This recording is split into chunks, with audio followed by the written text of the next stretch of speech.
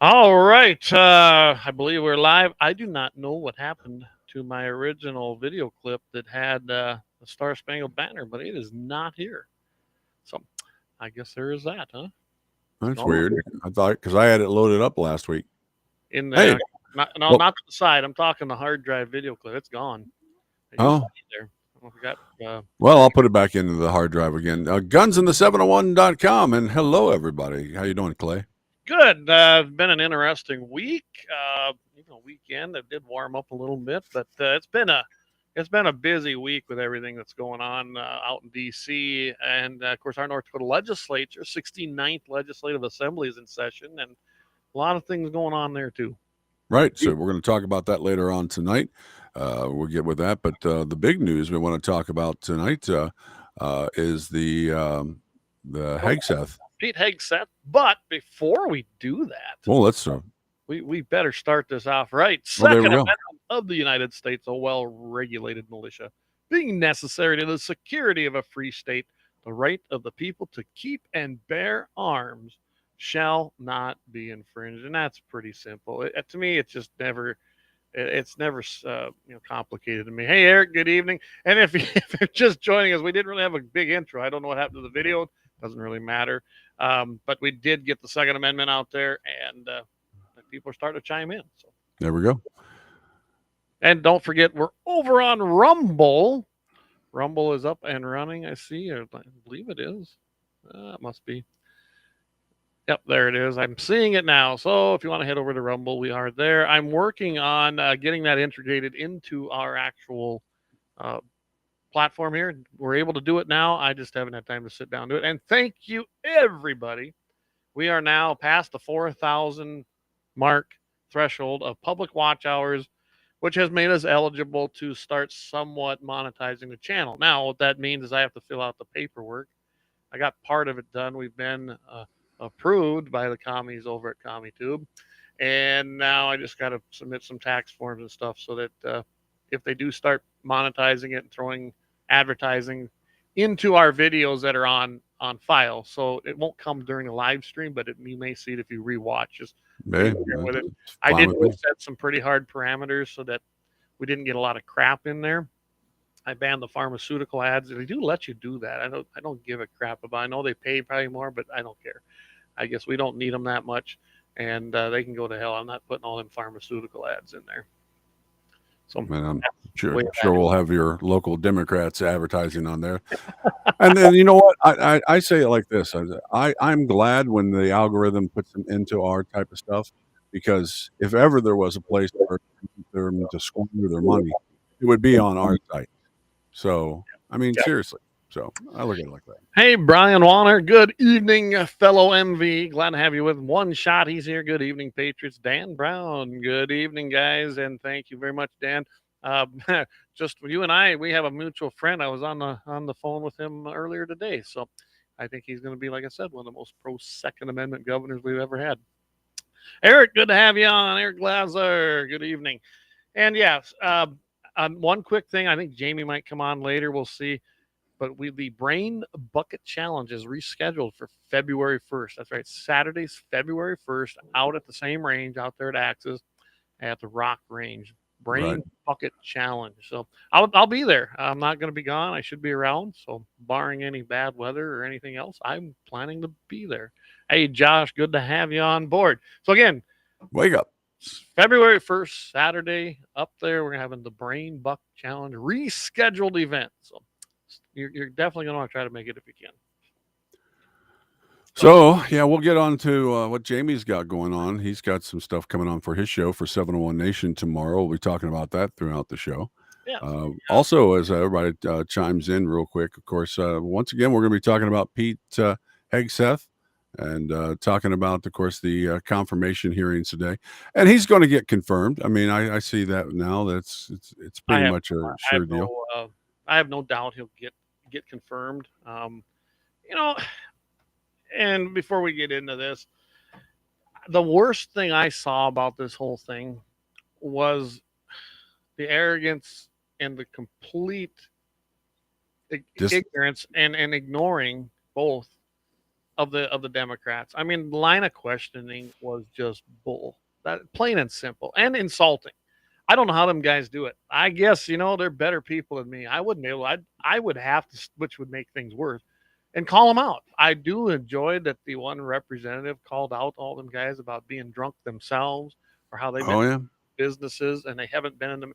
It was great to hear him actually stand up and say that against these people because yeah, they stand there in their glass house and throw stones. And you know what? Most of them, you take old Turbin Durbin there. That son of a bitch has been there forever. Rush Limbaugh used to. That's who nicknamed him that, by the way. He's one of the most crooked senators, I think, in there, other than probably Schumer. But yeah. Hey, JD joined in. Speaking of, Jamie's going to be 701 Nation, episode 31 already. Thursday, January 16th, tomorrow, 8 o'clock p.m. Central Time. Here's what he got for you guys. He says, how long do barrels last? Countries with the greatest number of civilian firearms. These numbers might shock you, by the way. How air temperature changes bullet trajectory.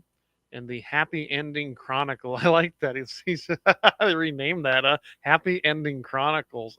I see a new tab on the website. The Happy Ending Chronicles. I like that. Yeah. It sounds like something that should be in the Harry Potter series. I don't know. I don't know. Never seen the movies. Never read the books. I wouldn't know. Okay. Well, they like shooting a lot. It's just magic. One shot says, goodbye, Joe. Don't let the door hit you on the way out. Josh says 3D archery shoot this weekend in Nishu Bowman in Bismarck. It's always a good time. They're having a wood and wheels tournament Saturday night at 6 o'clock. You have to have a scoring round prior to the tournament. So just keep that in mind, guys, this Saturday at 6 p.m. Mountain Time. Wood and wheels tournament. There you go. Perfect. There you go. All right. So let's get into this Hegseth thing. I'm going to start out and just say, like I said, I've watched most of that. And to watch the delusions. I mean, I don't know. I'm guessing you watched it too. I'm guessing you had it on. I was watching probably a different station than you were. Well, I was back and forth and plus using the internet more. But yeah, go ahead. Well, I was watching on Real America's Voice. So I know that the morning show along with Steve Bannon's War Room and Charlie Kirk and Josh Posobiec, they all covered it as it was live. They just they come in and say, hey, yep, we're going back. But to watch the Republicans, as I figured would do, they want the guy. So they gave him straightforward, kind of softball questions. There's no doubt about it. And that's fine, especially when you look at what came from the other side. I mean, the senator from Hawaii, I don't even know. Does she have a brain? I don't think she even got a brain. The line of question. And then they'd ask him questions and not let him answer. They just, okay. Well, the answer to this question means yes. Or the answer to your question means no. Okay, if you were just going to answer for him, why ask it? Yeah. Well, I did have a good one here. Of course, one of the senators that was asking a question, who actually has an extensive military background, but at the same time shows the disconnect and sometimes just the, term limits on some of these guys that they don't know what's going on. And when you talk about Hegseth, you're talking about a man who understands what the military mind, the man in the field, man out there on the ground understands. And he doesn't talk like the generals that come from the War College. So with that in mind, I've got this clip. For lawful authority, you have made statements to your platoon after being briefed by a JAG officer. Well, by the way, would you explain what a JAG off is? I don't think I need to, sir. Why not? Because the men and women watching understand. Well, perhaps some of my colleagues don't understand. It would be a JAG officer who puts his or her own priorities in front of the warfighters. Their promotions, their medals, in front of having the backs of those who are making the tough calls on the front lines. Thank you, Senator Reed. Interesting. Thank you, Senator Thank you very much. Interesting. Wow. So interesting, right? Yeah, I seen that part. I was like, yeah. I mean, I'm pretty sure you and me, I've never been in the military. I know you have. Not that I don't wish I probably would have at one time, but Clinton was in the office and there was no way I was serving under that man. But I'm pretty sure you knew what a jag-off meant. I knew what they were talking about. I knew what they were talking about. I mean, this wasn't history. Yeah, this guy was in the military. I wish I could remember the senator that was talking, asking those questions. He spent most of the 80s in the military. I think he was Air Force. I'm not sure, but you know, and you know, we all know what a jagoff is. I mean, it doesn't. I mean, if you spend any time in the military, it's like unless you were socializing with the upper class, and the officers' tent. I mean, you still knew what a jagoff was. So I mean, they were trying to catch him on something right there, and I thought his response was perfect. He says, "The guys in the military know what I'm talking about. Guys, Yeah, boots on the ground." all they were trying to get him on I gotcha questions. I mean, that's what they were trying to do. And that was that simple. I mean, that's exactly what their intent of their questions was every time from just about every single one of them. And they made an agreement. I kind of like the way that the chairman ran that. It was one round. They actually had an agreement that all of them agreed to beforehand. And then, of course, the Democrats tried to falter on that. They wanted to have 2 and 3 rounds, and they wanted this and they wanted that. And good for the chairman that said, no, this, as per our agreement, this is how we're going to run this hearing. So I was happy as far as it went. I thought Pete Hegseth did a fantastic job. Yeah. I think he owned up to anything. They tried to attack him for being married 3 times. I don't think much of that either. But does it hinder his ability to perform as our Secretary of Defense? I say no. And let's just take a look at a lot of these senators. I would love to go and look at their backgrounds. And then, they accused him, of course, of the infidelity thing, which I'm sure it happened. Okay. I don't think it, again, has anything to do with how you will lead as a warrior. And he mentioned that. We're actually going to have a man in there this time. Somebody who's been on the ground, been shot at, has led his men into battle, payable with their lives. He's going to now be in charge of the military. And, he basically made a comment in there about how it's time that if we're going to go to war, we should win. And I couldn't agree more. I think we go to too many wars. I'm pretty sure you do too. But if we're going to do it, go win, right? What's the point of doing it if we're not going to win? And yeah, you've got some more clips too. And well, go ahead and I'll let you go. And, well, one of the ones on that one, of course, our favorite friend of the show, Elizabeth Warren, she had some questions in there. She was asking if he would pledge not to take a defense job after serving as secretary. Now, the background on that is that there is it's more of a gentleman's agreement that you do not take a defense job until 10 years after you serve, type of thing. But Hegseth is young anyway, so I mean, that wouldn't really affect him. But yeah, let's listen to the question real quick. You're quite sure that every general who serves should not go directly into the defense industry for 10 years? But you're not willing to make that same pledge?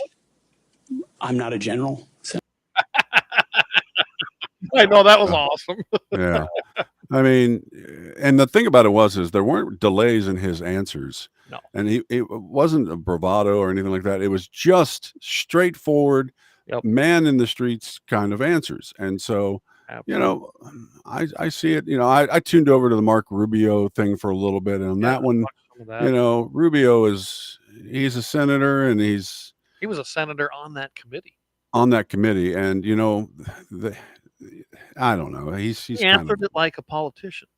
Yeah, he answered it like everything like a politician. You're right. Absolutely just like right Pam on that. Bondi, although I think she's been pretty good. I've looked at her cases and her case files from Florida. I've had questions about her Second Amendment support. I do believe this, though. I think that she's going to restore some of the dignity back to the Department of Justice. They kept trying to, well, you commit to this. Well, you do this. Well, you do this. Yeah. I don't know how to do it. I'd have been like, will you commit to not taking all these lobbyist dollars to go ahead and vote a certain way? Will you step down if you do, X, Y, Z? I couldn't do it. I couldn't sit there and take it. Yeah. So, I tip my hat to them because I couldn't do it. The only thing on her that she was knee deep in a lot of the 2008 housing bubble that burst and stuff like that. And so, when you're middle of the tier, I guess, for these housing loan services and all that. I mean, yeah, you're getting paid a lot of money to do a certain thing, and I don't agree with it, but You You know, talking she, about when she worked for the private firm that she was with? yeah, that's what I'm talking about. And she was right. So I heard her make a statement about one of the other things that is a private firm and $115,000 a month, something with over in the Middle East. That's a true statement, but it wasn't her that got the 115,000. It was her firm. She didn't see that. She just had her billable hours, Right. and she was hired in a private practice. This is what she did not work for a public entity. She did not work for We the People, either in Florida or in the United States. She was working for the client that hired their firm. Guess what you're going to do? You're going to represent the client, your right? client. Yeah. Wrong or right as far as what they paid, it doesn't matter. That's what they paid the firm. That's what they You hired. don't represent your client, you won't have many. That's right. And let's just face it. Most lawyers are private practice, and if they're not representing their clients, I mean, that's what I started out to go to school for. A lot of people know it, some don't, but I started out to be an attorney, and I'm telling you right now that if you don't represent your client, you're probably going to be out of business soon, because who would hire you if you're not going to represent them and you have a history of that? That's right. And I do believe when she got to Florida as the attorney general, she seemed like she did pretty good. Like I said, there's things in her background, and they try to drag her into that in this hearing on the Second Amendment. You know, all these shootings, all this and that, and red flag laws. Well, you know what? How I would have answered a lot of them things. Thank you for the question, Senator, you commie. But let me remind you that the Supreme Court has made several decisions. D.C. versus Heller comes to one. New York State and Pistol versus Bruin. Let's just look at those decisions and say, oh, that's right. They came down in favor of the Second Amendment and set precedent for historical standards on firearm ownership. And I will uphold the law to the nth degree as it has constitutionally been ruled. That would have been my answer. Yeah, it's a good answer too. Wish you would have wrote that for her. This is my wheelhouse, and this is, you know how me, I like this stuff, and I've been in front of stuff like that. I've testified in front of committees for several different things, legislatively and non, and they always have gotcha questions. They take little snippets of things you said. Let's just face it, I've been out there enough in the public between the NRA and this now that people like to take my words and then take little bitty snippets of it and say, well, did you say this? And honestly, sometimes I have to go back and review it myself and see what the hell I actually said, because I don't remember every single word I said. Do you? No, I don't. I mean, I did a radio interview that way, and I go, well, I don't know. I said, you've been on the air for about 30 years. Do you remember everything you said? Well, no. I said, well, neither do I. Yeah. I said, if I said it, I meant it. And I go, I forget what it was even anymore. I was out in Watertown, when I was doing the events out there. Right. And someone tried to basically, doing a gotcha thing with the NRA with blood on our hands or something like that. And oh, geez. I finally told him, I go, listen, what you just quoted back to me, I said, I don't doubt I probably did say it. I probably called them communists, because that's what they are. To me, you're a tyrant if you're trying to take my Second Amendment way. And yes, I have zero use for you, and I have no inclination to try and compromise with you. My objective is, and you've heard me say this before, is to beat you down to nothing. I said, think of it as a war at sea. I want to float my own armada, burn and kill everybody on your side, and then take over with my own fleet. I said, I probably said that. Absolutely, because I say it all the time. Yeah. And the silence from this guy was just amazing, because he'd never been talked to that way.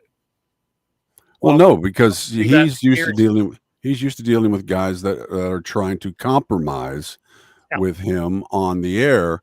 And that's what I find a lot of people. This is, a lot of compromise on the air as well, instead of standing up for your principles and whatnot. I mean, I had the mayor from my town in the other day, and of course I did not do any gotcha questions on him, but I asked him some tougher questions, and and I think he appreciated it. He's looking forward to coming in each month and doing our questionnaires. But some of the things I was asking him was like, there's a $300,000 glow in the dark bike path they want to build, and what?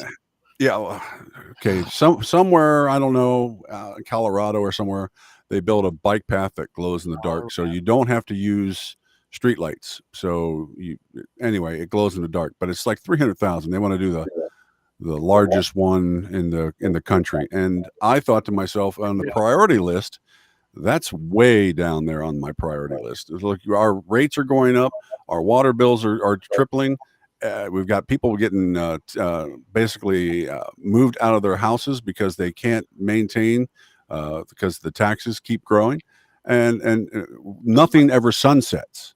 We've talked about that before. My first reaction to him would have been, well, Mr. Mayor, in all due respect, wouldn't it be a better use to take that $300,000 that you're going to budget for it, return it to the people in the form of property tax relief, so they may own the property a little bit more than they do now. Yeah, I like that better. And to me, if you're going to spend $300,000, yeah, I mean, it's not going to amount to a lot per person, but you know what? It's better than making a glow in the dark bike path in Mitchell, South Dakota. Well, and we've had the conversation about bike paths many times. It says, I do believe that it actually builds up a community to have those types of bike paths, but we know that bikes, the initial sale of a bike is the only time tax is ever paid on it. That's right.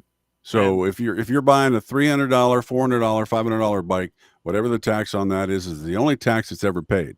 So you get streets that are separated for you. You get all these different things. You get bike paths. You get roads that are widened for. I mean, how expensive it is for a minority use. For a minority use of people who aren't paying their fair share of taxes for it. And I look at it like this: if they're going to build a bicycle path, great. Then I want an ATV path. Yeah, that's true. You know, I mean, how far? There has to be a boundary of wants and needs. And anymore, it seems like, and it don't matter if it's Mitchell, if it's Lemon, South Dakota, the school districts are the worst. Right. Or our state, county, and local governments. They don't look at the wants and needs separately. They just, everything is a need, even if it is just a want. And they, you know, like I watched my dad, and I love my dad. Don't get me wrong. He was a city foreman for 30 years in Lemon. And him and I had a hell of an argument over budgets. I said, yeah, you don't really work a budget like I do, Dad. Oh, you know, well, he's a Democrat liberal. He said, I have to work with a budget every year. I said, no, I said, you put in a want list, a wish list. You know what you need. So you put that down in your budget for streets, water, and whatever else. And then you might add projects to it. And then you submit it to the council, and the council in the end will decide what they give you for money. Right. I said, that's not a budget. That's not a profit loss. So that is not a sheet that you produce to run your operation. I said, now, us on the other hand, I said, our ranch, I know what I need. I know what the expenses are, and I usually got to add at least around 8 to 10% for inflation anymore, for increase of cost. And it's for the same exact items I bought the year before. And under Biden, it's been worse. If I don't, and I got to figure that in. Here's the catch. I got to figure that in. I got to have some kind of profit at the end, don't I? Right. I mean, you have to have that. And not just that, I don't know what my product brings every year. That's dependent on who's willing to buy it at the price that the market's bringing. So there's an added feature in that business, because I can't just raise my prices for my product. Isn't it? I always think of this. If you were going to a bank, which a lot of people around here do for an operating note, which we do not, we are self-funded. Can you imagine? I just can't imagine sitting down with a banker going, well, I got to have $500,000 this year. I need this, this, and this, 10% increases or more. I'm probably going to have to replace this piece of machinery. You know, just you'd itemize it out. Right. And I can't tell you what I'm going to get for my commodity this year. So, yeah. You know, would you give me a loan? I mean, you know, I guess God bless them people that can operate that way. I can't. It would drive me insane knowing that. And I know that a lot of guys don't meet. Well, we've dealt with so many guys that have worked in government that don't understand the concept of raising money and making money. It's just a bottomless well that they go to and throw their wish list at it. And then when it comes back to them, and then this and that, and then they want more. And then, of course, then they show nothing for it, and they fail up on most of their plans. And we've seen that in government many times. Oh, it's rampant. It's rampant. It says in the regular workforce, in my workforce in radio and everyone, I can't fail up. I mean, if I screw up, I'm out. Your history. Yeah. Yeah, and that's what I see happening right now. You take the ATF, and the ATF I pick on because they really affect what we do and talk about, which is the right. and you got an ATF director who is just worthless, right? Or was. Let's just say he was, because it's past. He's now gone. Again, those people though, when they do atrocities, if they screw up, you notice how they never disappear. It's like they fail up. They keep moving There you up go. the chain of command depending on what ideological person's above them. And that's not how that's supposed to work. That is not a bureaucracy agency that's for the people of the people. No, that's for the ATF and its leaders and what they can do to infringe upon us. I mean, that's what they've been doing the last 4 years. Well, that goes back to what Hegseth said about the JAG is like, you know Yeah. what, you're working for your promotion, you're working for your medals, you're working for this and the advancements, but you're not working for what you're supposed to be working, and that's for the people. By the way, speaking of the medals, I look at our past generals, MacArthur, Eisenhower. I didn't notice this whole big left side that probably weighs down heavier than their right side of their uniform on people today like Austin, and yet they've never really seen any battlefield in their life. How'd they earn all them medals?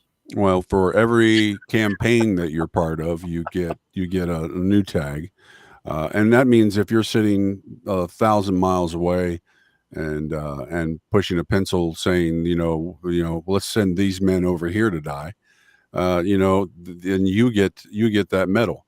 You get that medal at the end of the thing. Oh, what you're saying is they kind of implemented trophies for everybody. So my thing is that I ribbons and wish we gave medals. We used to Our give them for government, valor. We used to give Purple Hearts for injury during battle, silver, all of those things. Those veterans, won or were awarded with either in most of them in combat, actually happened because they did something very courageous and brave. well, our government fights giving out medals to regular soldiers. Yeah. It fights giving out Purple Hearts. It fights giving out all kinds of different things. Because one, they don't want to acknowledge a certain amount of blame or whatnot, so that that they don't have to put out so much on the VA or this or that. So I mean, it is constantly a fight for the working class soldier, the soldier actually out there doing the battles, to get his due. But of course, then the war college guys and whatnot that are the brightest and the best of us, but it's ROTC gone wild. Well, everything went woke. Everything went DEI. I mean, let's face it. The last 4 years have been the worst. And I don't know what was happening under Obama. I can't imagine. Imagine that's probably where some of this started. But we don't have warriors. That's why, bringing this full circle around. I mean, let's think about this. You got Hegseth, and I don't think he's going to lead that way. I think he's going to lead from a warrior mentality, from a soldier's mentality. And I hope that he's able to do it. I think he's going to have to fire a whole bunch of people to get it accomplished and put new people in there. We have historians that go back and find out that certain soldiers and generals and all that had mistresses and this and that. And, it's just it's the way thing is. Now, do I judge them? I don't know them. I never met them. So who am I to judge? But at the same time, I'm like going, it's something that they won wars.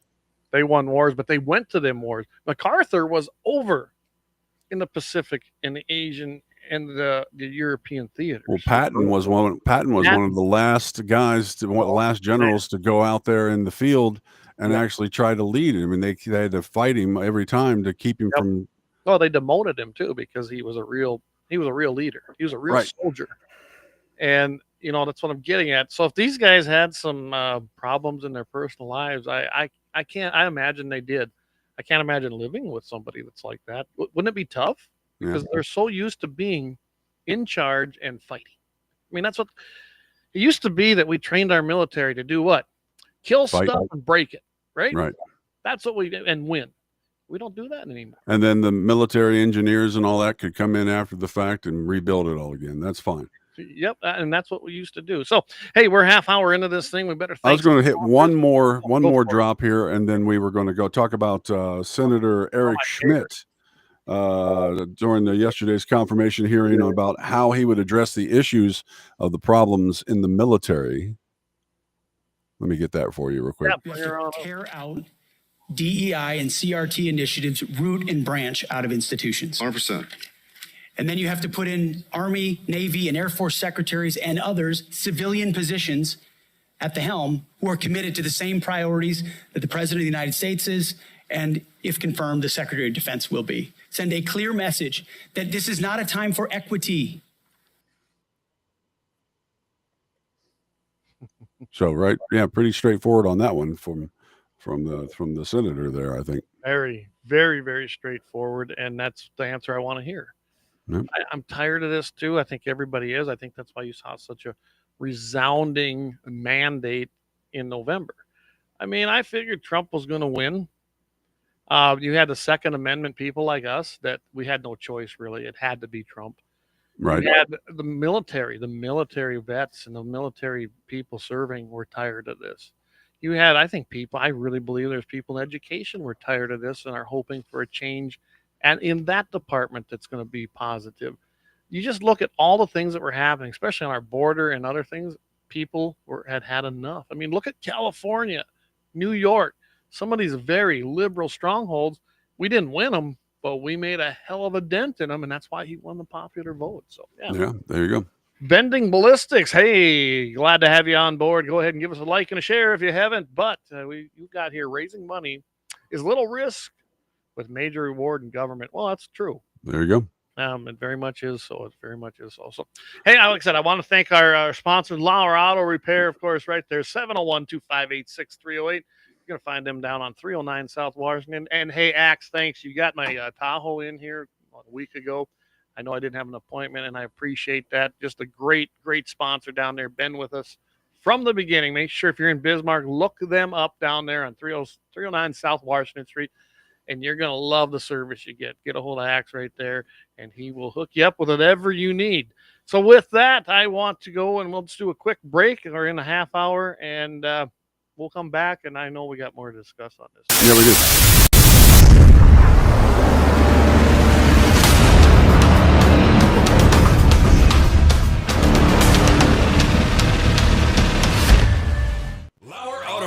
Located at 309 South Washington Street in Bismarck, North Dakota. Give them a call at 701-258-6308. The team of mechanics at LAUER Auto can take care of any problem your vehicle is having. And when you do business with LAUER, you can be assured you're doing business with a pro Second Amendment America First repair shop. There are plenty of other auto repair shops in the Bismarck-Mandan area. But why take a chance at patronizing a shop that might not have your beliefs at heart? Make no mistake.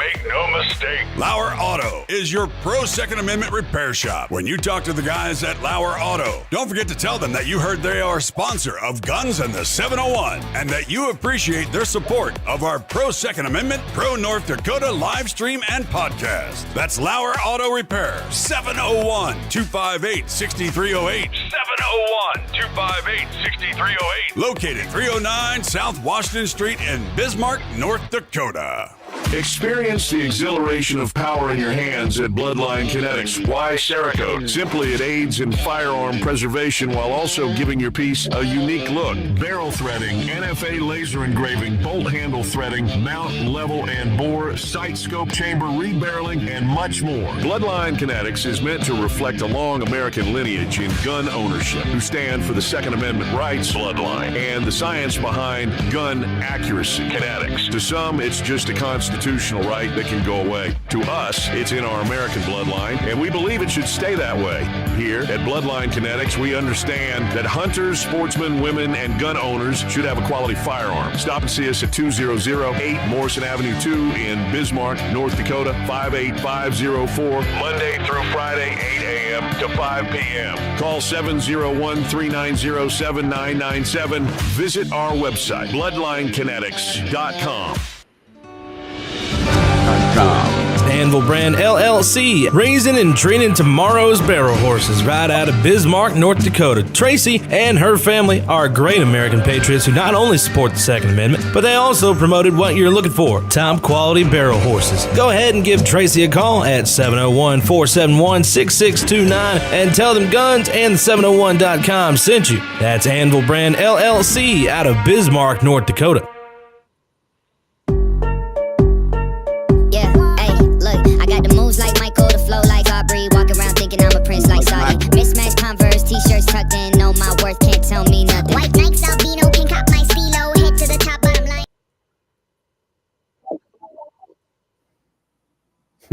It stopped. All right, we're back.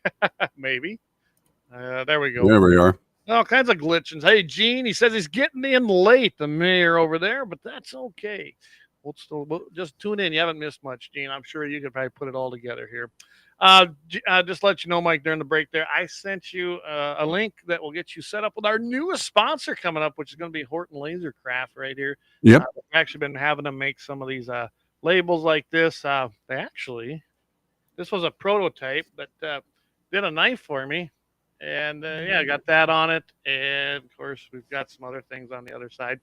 Anyway, Awesome. Great work. I've had him do a few other things. We even had some cup holders or kind of coasters, but I don't think I had them when you were here, did I?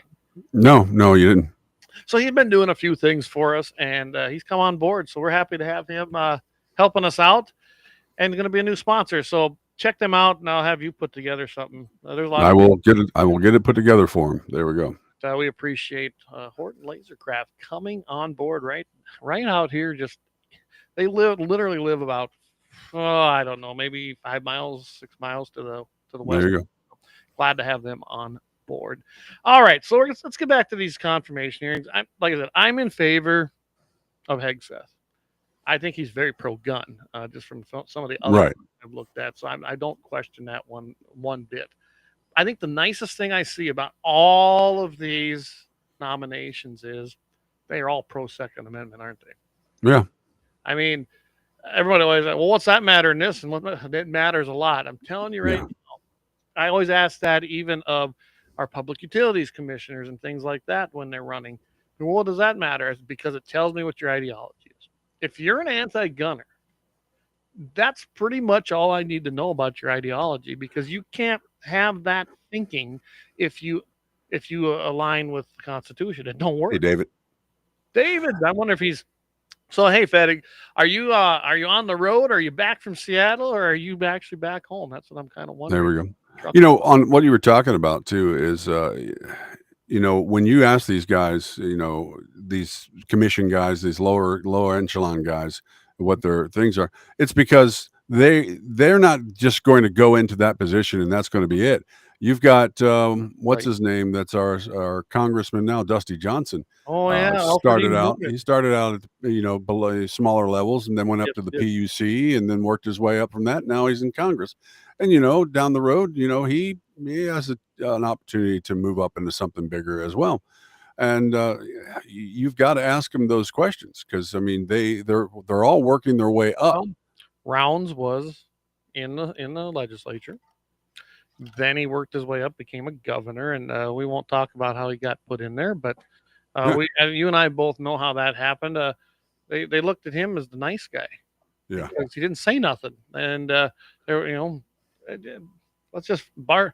it Bartlett? I can't remember his name, but they had a hell of a fight between him and the guy out of Sioux Falls. Right. And people were turned off by it. And I think I look back at that election and Barnett. That's right, because I was actually helping with that deal. And I remember one of the meetings, like, how do we fight this? I said, I don't know. I mean, the rest of us were like, I don't know. You got to address the attacks, but they were going to look horrible, and we did.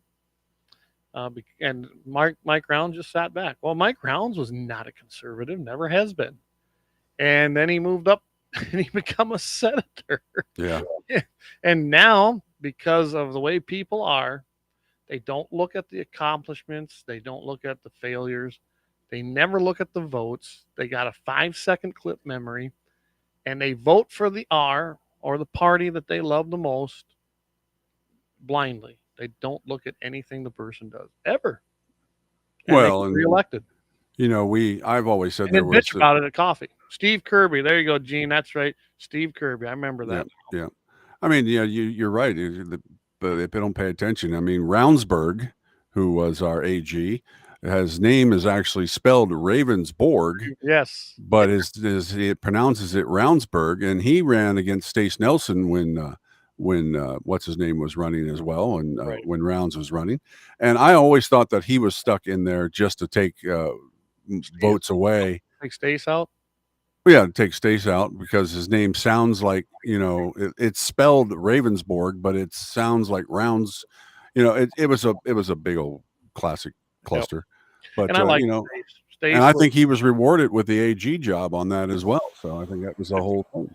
Could very well be. I can tell you that everyone, and I will say this, when it comes to North and South Dakota, coming from South Dakota into North Dakota, I will say, as bad as South Dakota is with that, North Dakota's worse, Mike. It truly is. I mean, I've never seen a bigger cabal to hold on to power than I've seen in the state of North Dakota. I mean, we're making some chinks. We're taking some pieces of the armor out, but it's been slow.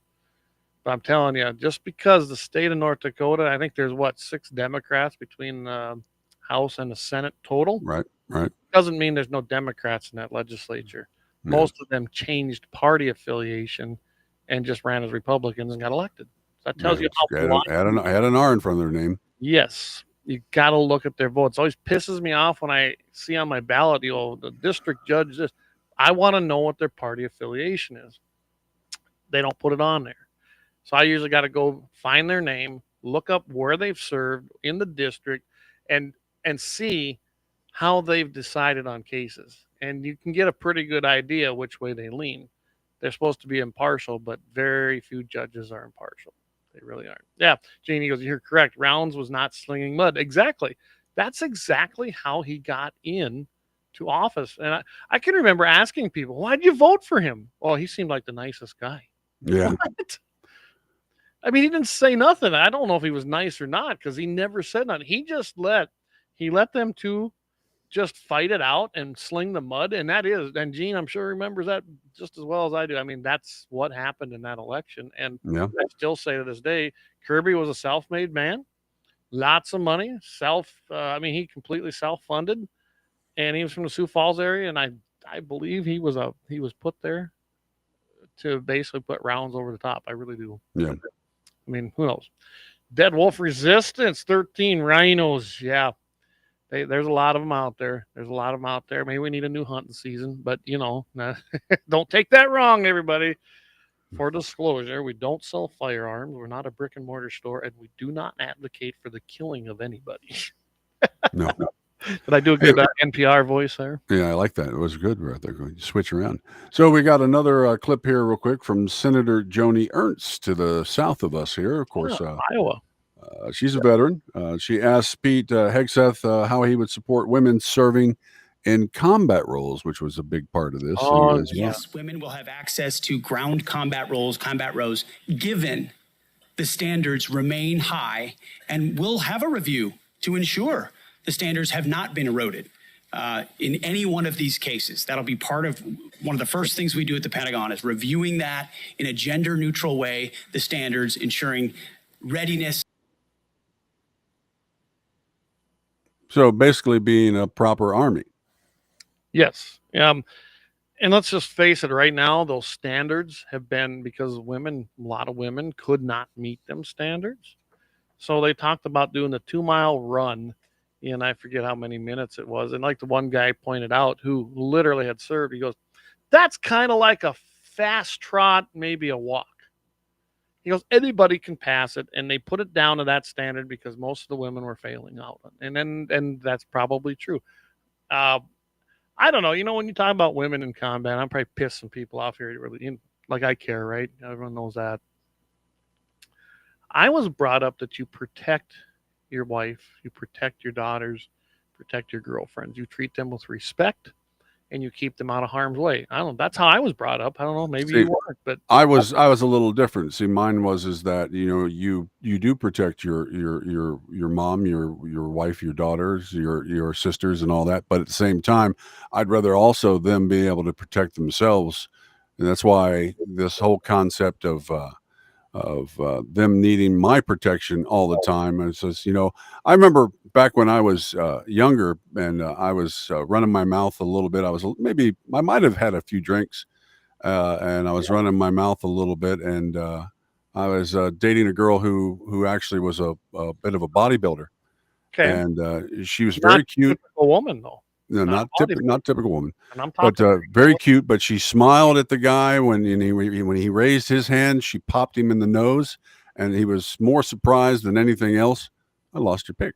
No, I had to Just my but she knocked him on his ass, and that was pretty much his embarrassment right there. So I'm sure it is, and she is a very small percentage of some women that can beat up men. I'm just going to tell it straight out. Most people in combat, men that want to be there. I'm not talking the ones that were forced to be there, which is not that many. And most women who are in there are not equals when it comes to strength. It's just plain and simple fact. They might be both trained the same way, but I guarantee you that the man that weighs 225 pounds and is built like a brick shithouse is always going to overtake a woman. And that's just not in our military. I'm talking the enemies. And I look at it this way. You look at our enemies who right now are most of the time in the Middle East, right? That's where we fight most of our battles. They're mostly of one particular type of cult, and that's the Muslim. And they have zero respect for women. I don't know about you, but most of the time they're not going to rape a man. Okay, they might kill him, but the men know that going in, as do women. But with a woman, and it's been proven because there was a couple of gals that it happened to, where they kept them alive and raped the living crap out of them for months after they were captured. They beat them profusely because they overpowered them. I don't know. I don't want to put women in those situations. I just don't. No. I mean, fine, they can probably shoot a gun as good as me. I have no doubt about it. I mean, I've taught people to do that. And that's great. But when it comes down to hand-to-hand combat, sorry. I bet you 9 times out of 10, that's not going to go well. And I'll tell you, my 57-year-old ass doesn't do hand-to-hand combat anymore. No, but our 20-some-year-old soldiers do. Yeah. And that's what I'm talking about. And I think that's what this whole discussion is about. I had to go pull up some of them old things that they were talking about with Hegseth, and that's pretty much what he said too. It wasn't the fact that he hated women or didn't think they could do the job. There are jobs for them. I'm not saying they can't be in the military, but I like the fact that they're allowed to fly in combat now. Well, Duckworth, as much as she's kind of useless, at the same time was a military combat, a helicopter pilot. That's how she lost her legs. Pilot, I think in those situations it's great because I mean, let's just face it, most anybody that's in the Air Force or there's Navy, we've got aircraft in just about every single branch of the military anymore. If you're piloting helicopters, planes, things like that, I think anybody can do that. In fact, I would contend, just as with shooting, women might even be better at that because they pay attention to detail. They have a place. I just don't think it's hand-to-hand combat. Gene Cox. He says, I was an artilleryman in the 90s, early 2000s. There was talk about women in combat arm units. A high explosive round is 96 pounds and has to be lifted. Also, hygiene problems were discussed. Exactly. I mean, so my wife, you know her, right? Yeah. Ranch girl, right? Pretty tough too, isn't she? Yeah.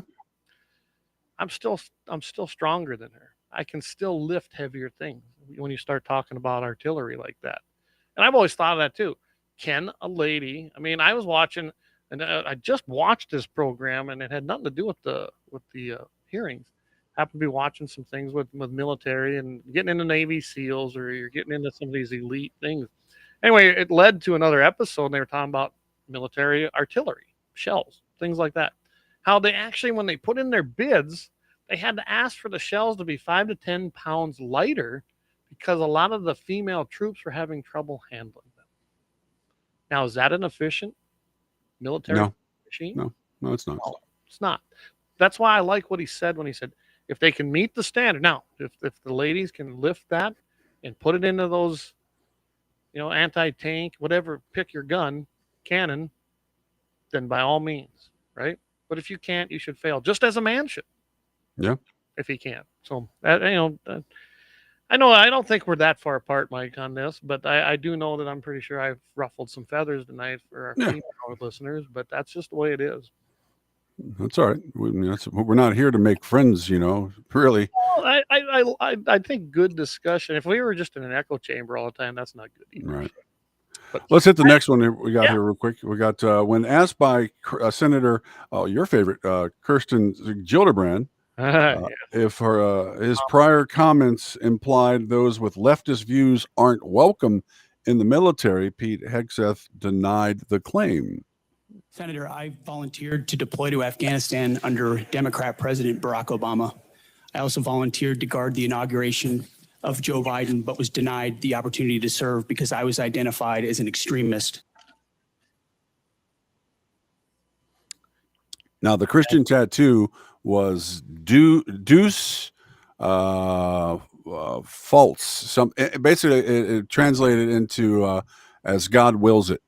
Yes. It is actually on the, I love how they pointed this out during Carter's funeral. It's actually on the floor of the National Cathedral. Yeah. Yeah. It isn't the Maltese cross. I forget which one it is, but it's an actual a big symbol, and it's Right. completely about Christianity. It's Right. not a Nazi symbol like so many made out to be. All of it. Well, anybody that is not look. The one problem that we have sometimes as Christians is that we believe that just because Jesus was a pacifist, we've got to be.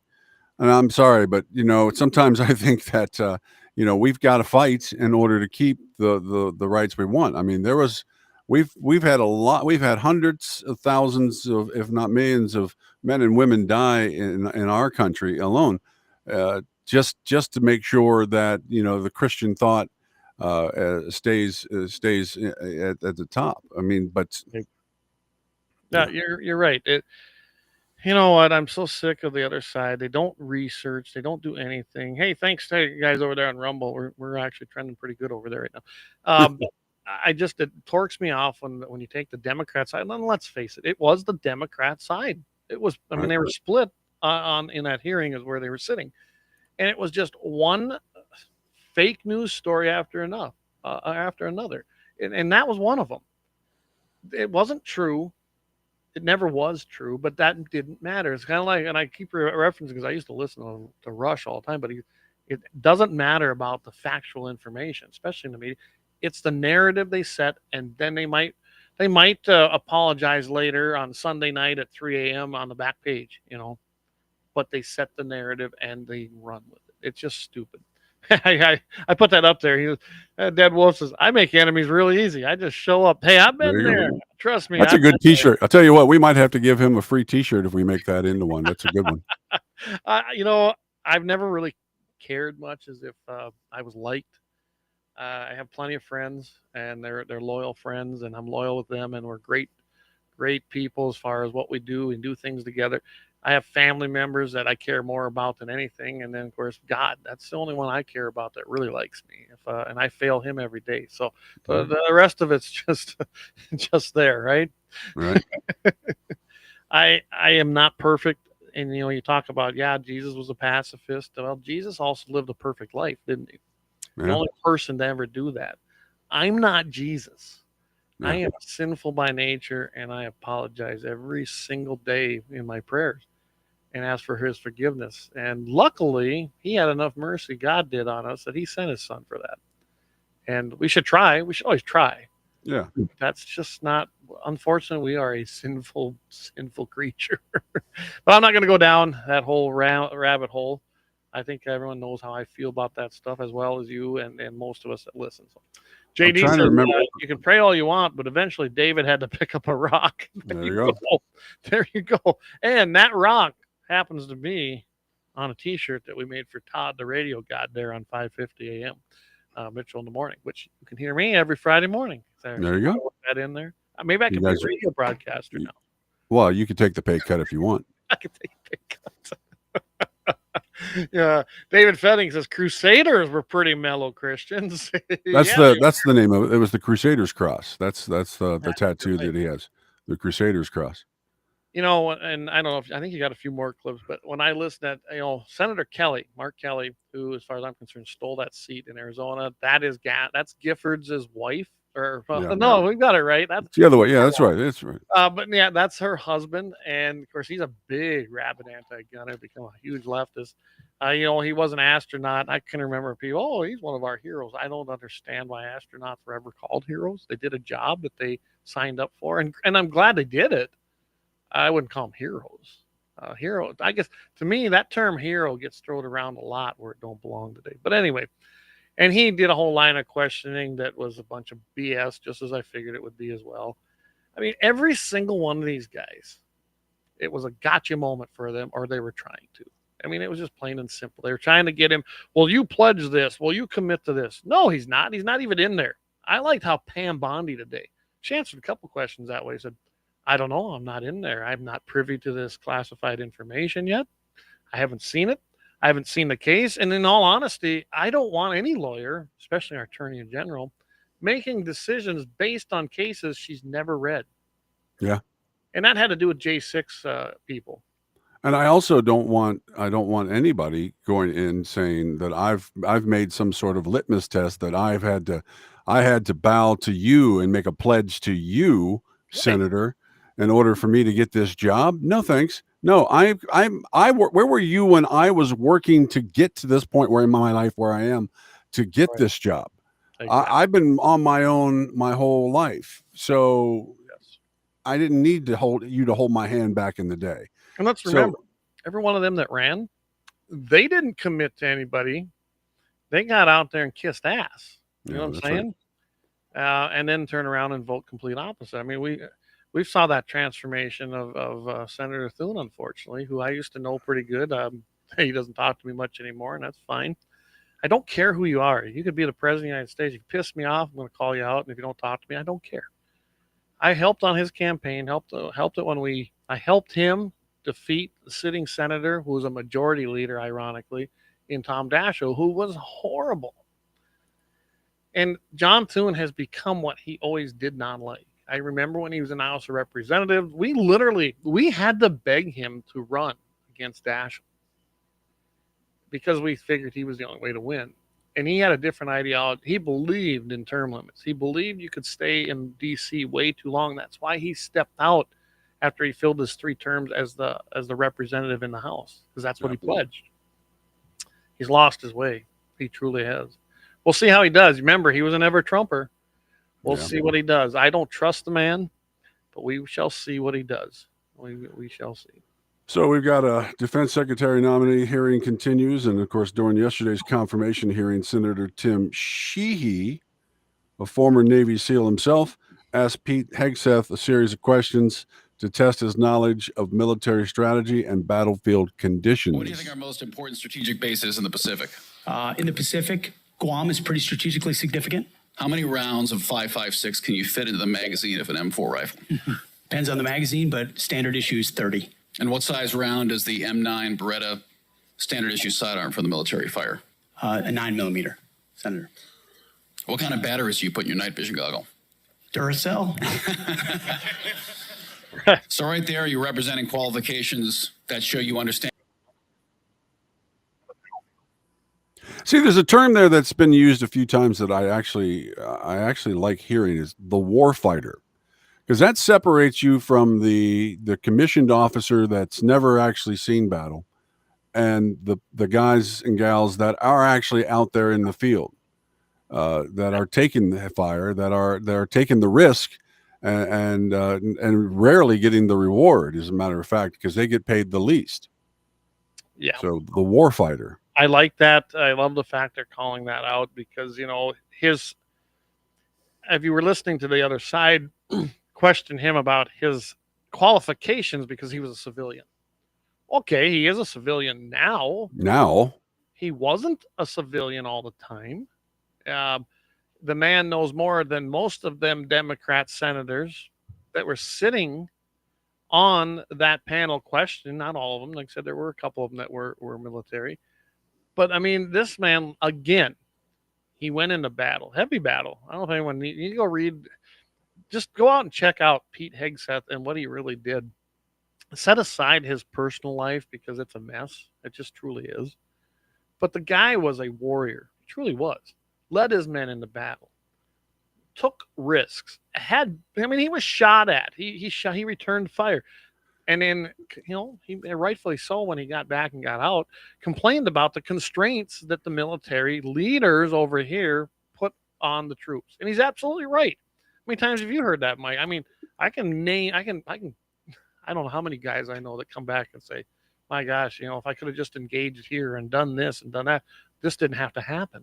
Well, wait a minute. So also you got military men and women out there that have gone through the divorce. Really? I mean, what part of reality are they in? I mean, you go through war, you go through battles, you come back a changed person. And you know what? Sometimes that's not conducive to your relationships.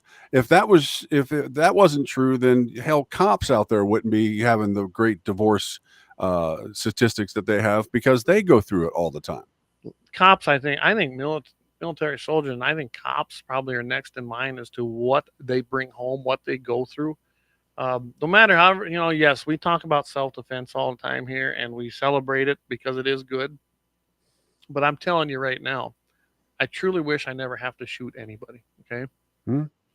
I can't imagine what you live with every day if you shoot somebody. And granted, we send our soldiers into harm's way, and the reality of war is you're probably going to be forced to kill somebody, right? Right. Especially if you're on the ground, if you got foot soldiers on the ground. It's a little different when you're sending bombs down, probably from a plane. I don't know. I mean, it would still go through my mind that every time you drop them, you're probably killing somebody. I mean, it's a reality that you're going to live with your entire life. So, yes, I carry a fire. Yes, for self-defense, as do you, as does Jamie, and most of us listening to this show. Will I use it? Yes, I will.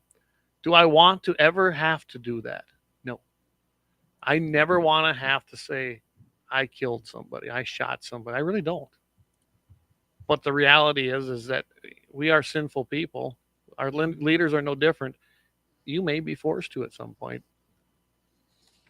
Yeah, I mean, that's just the way it is. So let's get to a few of these comments here. We've been kind of ignoring some of them, or we apologize. Gene says, you mean Bragg is biased? Yeah, just a little bit, right? Dead Wolf Resistance. If Trump doesn't have the J6ers released, I will view it as an act of treason. I think a lot of people will do that.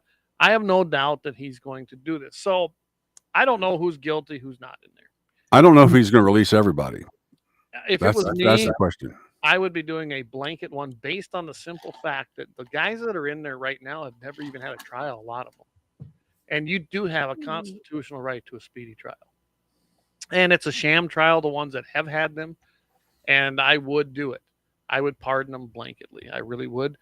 If you look at all, there's actually there's never been proof that any cop has ever been injured from a J6er. There's plenty the other way. But you got to remember, this took place in D.C., and that's not exactly friendly to anybody that would be considered on our side. But I think to end the discussion, I would pardon them, move on. If they do something after that, then you throw the book at them. But I don't think you're going to see that. JD says, I don't believe the Beretta is the standard sidearm anymore. It's now the SIG 9mm. I believe you're right. I believe that did change, I think. Well, that guy was a Navy SEAL back in the day, so it was probably changed since then. Yeah. And Doug, he says, yeah, hey, LAUER Auto Repair. What soldier hasn't come back a little effed up? And that's the truth. Keith O'Donnell, who a lot of times listens to this show, he grew up here in Morristown area. I've been known Keith since we were kids. Guy's a fantastic guy, and he went in the military. He was a sniper, actually. I mean, I can remember when he was doing that stuff. And then I don't remember what he ended up in, but his Humvee got blowed up by an IEP. If I remember right, he was the only guy that survived. And it took his jaw from down, from here to here. Injured him very badly. It took him literally years to recover. And then I don't know how many surgeries Keith has had. He's truly a hero because he tried to do everything he could to save people there. And it did, it changed his viewpoint. There was no doubt about it. He's doing well, okay? I think his faith took him through that. He's been through a pretty bitter divorce. He now has his kids back, which have been probably one of the best things that ever happened to him. Right. On top of it, he lost his mother to cancer. So he's been through a lot. So it's him and his dad and his brother, right, and his sister. They're all grown, but that never goes away. Just because you grow up don't mean you don't have feelings, right? And I'm telling you, that man has been through more than anybody needs to ever go through and seen more than anything that anybody's ever seen. And yes, you come back changed. How could you not? Right? How could you not? I tip my hat to him because he survived. That's probably the biggest thing. And, you know, one of the things we've talked about it in the past is that the Project 22, I think, is where 22 soldiers commit suicide every single day because we don't have the proper care for them once they get back. And not all VAs are created equal. I think the VA that we have here in Sioux Falls is pretty good. But, you know, I know the one in Cincinnati that my father was in was a trash heap. And I think a lot of ones out on the East Coast sometimes are that way as well, especially in the cities. So, you know, they don't give the proper what you need, or you just throw drugs at it. Well, and you know, so I actually worked out in Wyoming. We were doing a remodel on that particular VA hospital in Sheridan. I'm telling you that I can't imagine things were good. I didn't hear good things either from the people that lived in the area. And you could see it. He literally every morning had a line of veterans coming there to get their meds. Well, they weren't getting their med. They were just drugging them and making them numb is what they were doing, and then sending them on the way. That's horrible. That's horrible. You could see it. I mean, we watched it happen because where our job site was right next to where they did this. Right. And you get the top. We actually offered a couple of them jobs, and they turned out to be excellent workers, and they were so happy to have a job. And we got them off of the drugs and got them off of the booze. And they worked for us. In fact, when that job finished, and of course I was just a part-timer because I was helping my buddy out who was the project manager, you know, and during my downtime. And they went with that. They hired on with him, and he took them all over the state of Wyoming. So all they need is someone to give a crap. Yeah. And get them on it. I think that system's horrible. I'm with you, Mike. Now, I will say Fort Meade looks like they've been better. My grandpa used to always go down there. I know some other guys that go down there from here. And then he also had to use the facilities out in Minneapolis, which were pretty good. I don't know a lot because, you know, Grandpa's been gone a long time now, so I haven't had to deal with any of the VAs. But it always seemed like when you have a Republican in, VA treatment gets a little better. Democrats come in, and I'm not talking the president. I'm talking Congress. Right. And that's horrible that's the first place they go for cuts, and they truly do. It's atrocious because if there's anybody that we should fulfill our promise to, it's men and women who protect this country. You're right. Say, we need to take another break here real quick. Yeah, I'll tell you what, let's get to a couple of these comments first here, and then we'll go to one. So, Brian Warner, he says, if I was looking for a moral compass, I sure as hell wouldn't start my search in the U.S. Senate and any of these people asking questions. Boy, there's a lot of truth to that. David says he thinks it's the SIG M17 as the sidearm, and that could be. I honestly don't know, so you guys know better than I do. And basically, it's a 320. Of course, I think you just had the SEALs use the SIG P226. Nice gun. They found that the M9 wasn't reliable enough for them in training trials in the 80s. So there you have it. So, yeah, let's go and take another break. Thanks to sponsors, our great sponsors, especially Lauer Auto Repair, 309 South Washington Street. And I'm telling you, Doug has been with us since the beginning. That's why he gets so much press, you could say. 701-258-6308. Don't want to miss out on a great opportunity for great service, Lauer Auto Repair. Let's take a quick break. Ain't quick. I guess this is our big one, right? Right. You got that loaded up. We're going to go ahead and go for that, and then we'll come back. We're about 8 after the hour, and we might spend a little more on this or maybe touch on some legislative issues. I don't know. We need I got a happy ending, too. Did you have a badass tonight? Nope, no badass this week, but I am working on 2 right now. So perfect. All right. We'll be right back after about 5 minutes.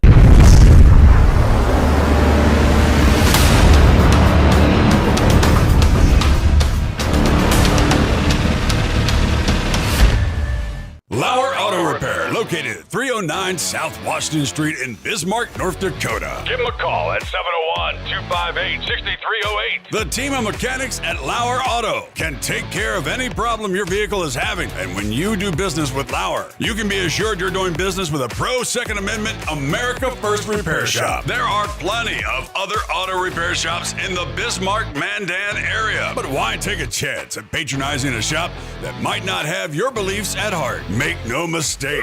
No mistake. Lauer Auto is your pro Second Amendment repair shop. When you talk to the guys at Lauer Auto, don't forget to tell them that you heard they are a sponsor of Guns and the 701 and that you appreciate their support of our pro Second Amendment, pro North Dakota live stream and podcast. That's Lauer Auto Repair, 701-258-6308. 701-258-6308. Located 309 South Washington Street in Bismarck, North Dakota. Experience the exhilaration of power in your hands at Bloodline Kinetics. Why Cerakote? Simply, it aids in firearm preservation while also giving your piece a unique look. Barrel threading, NFA laser engraving, bolt handle threading, mount, level, and bore, sight scope chamber rebarreling, and much more. Bloodline Kinetics is meant to reflect a long American lineage in gun ownership, who stand for the Second Amendment rights, Bloodline, and the science behind gun accuracy, Kinetics. To some, it's just a constitutional right that can go away. To us, it's in our American bloodline, and we believe it should stay that way. Here at Bloodline Kinetics, we understand that hunters, sportsmen, women, and gun owners should have a quality firearm. Stop and see us at 2008 Morrison Avenue 2 in Bismarck, North Dakota, 58504, Monday through Friday, 8 a.m. to 5 p.m. Call 701-390-7997. Visit our website, bloodlinekinetics.com. Ever tried catching a fish with your bare hands or hunting a deer with a stick? Don't be that guy. At Mandan Sporting Goods, we've got all the hunting and camping gear you need. We're your one-stop shop for outdoor adventure. A well-regulated militia being necessary to the security of a free state, the right of the people to keep and bear arms shall not be infringed. Check us out at mandansportinggoods.com, or better yet, stop in to 210 East Main Street, Mandan, North Dakota. Mandan Sporting Goods, where the outdoors meets functionality. Store hours, Monday through Saturday, 9 a.m. to 6 p.m. Closed Sunday. Take up arms at Mandan Sporting Goods. Your adventure starts here. Looking for the best gun gear for every and any situation? Little Angry Man Arms LLC has you covered. Top-notch guns from top-name brands like Winchester, Glock, Sig Sauer, and Ruger to essential extras from Magpul, Streamlight, Hollow, Sun Optics, and more. Little Angry Man Arms LLC have everything to make your shooting adventures a success. Visit littleangrymanarms.com today and gear up for your next big hunt, competition, or home defense. Don't miss out on our exclusive deals. Little Angry Man Arms LLC, based in Trail City, South Dakota, your ultimate hunting partner.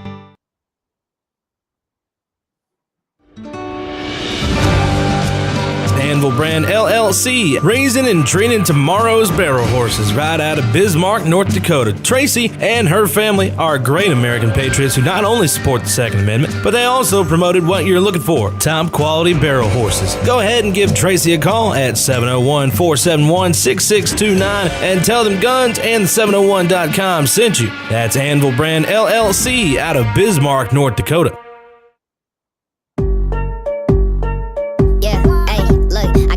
Like Michael, the flow like Aubrey. Walk around thinking I'm a prince like Saudi. Mismatched Converse, t-shirts tucked in. Know my worth, can't tell me nothing. White Nikes, albino, can cop my stilo. Head to the top.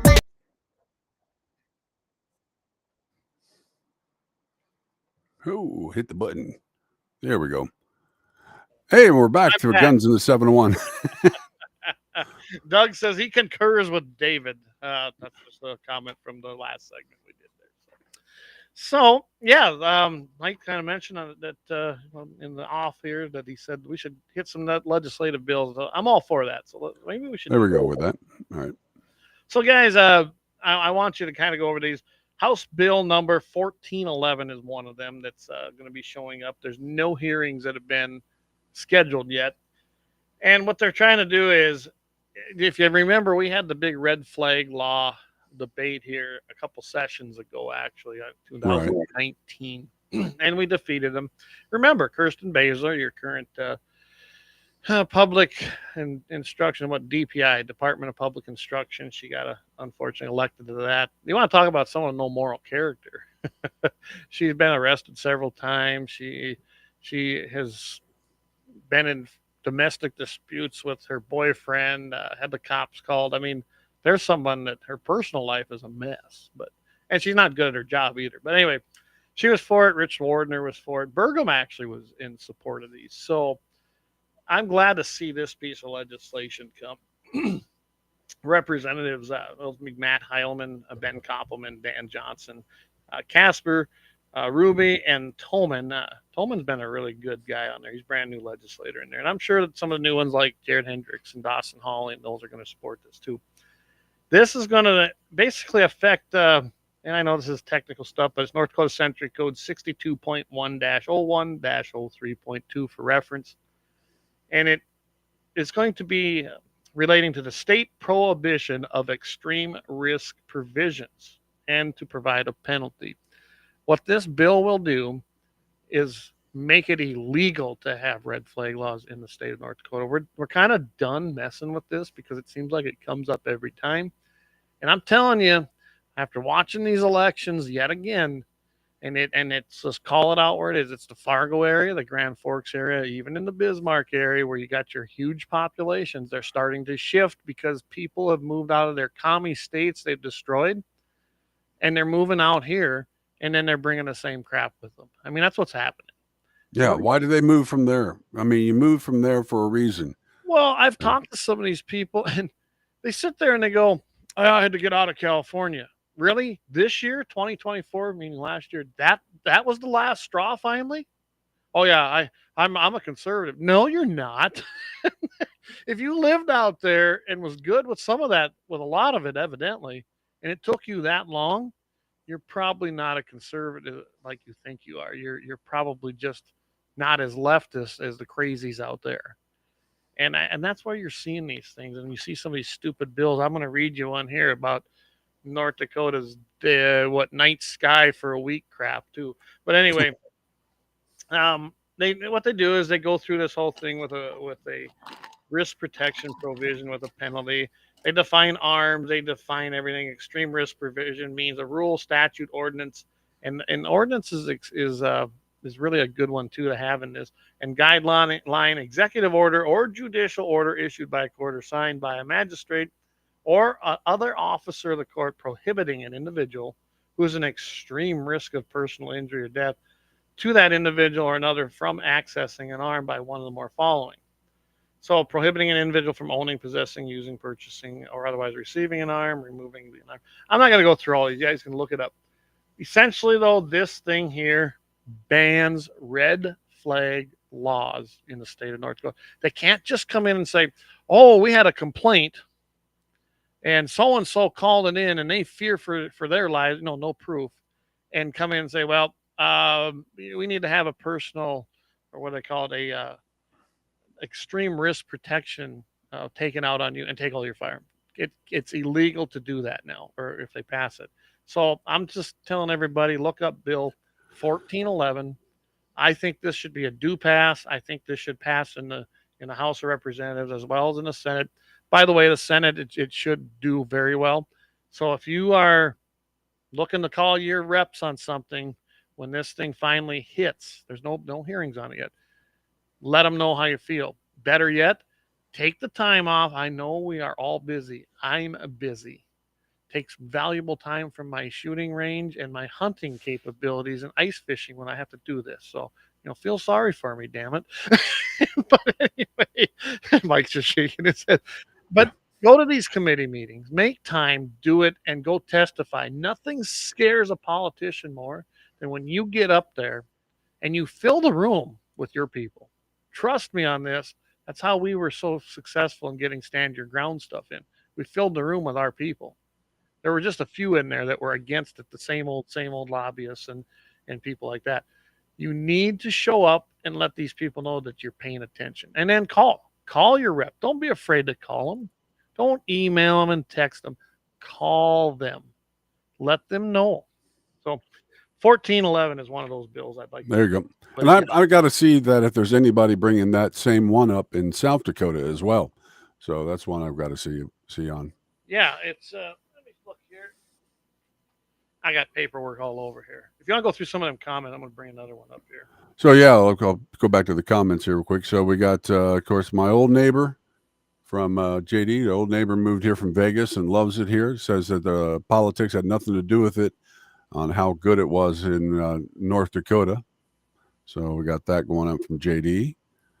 Also, I have to wonder, perhaps they are continuing the fake and stolen elections and making it look like the big city areas are the cause of the communist voting. I could be wrong, just a theory that came from Dead Wolf Resistance. Perhaps is what, yeah, but could be. Let's see. Go to Eric King Top. Yeah, there you go. Yeah. What are your thoughts on the bill referring to pronghorn hunting in North Dakota? So I'm not sure because honestly, that's the first I've heard of that one. So, Eric, if you could give me a little more background on that, I could kind of look at So there's no pronghorn hunting in North Dakota now? Yeah, there is. Oh, we Or is got this it. I had a tag this year. Okay. I'll tell you what, I'm going to go. I think, if I remember right, North Dakota Game and Fish always has a thing right on there about the legislation coming up. Of course, I don't know how easy they can try to make it, but tentative season open dates. Nope, that's not the one. I'm just looking for the legislative stuff.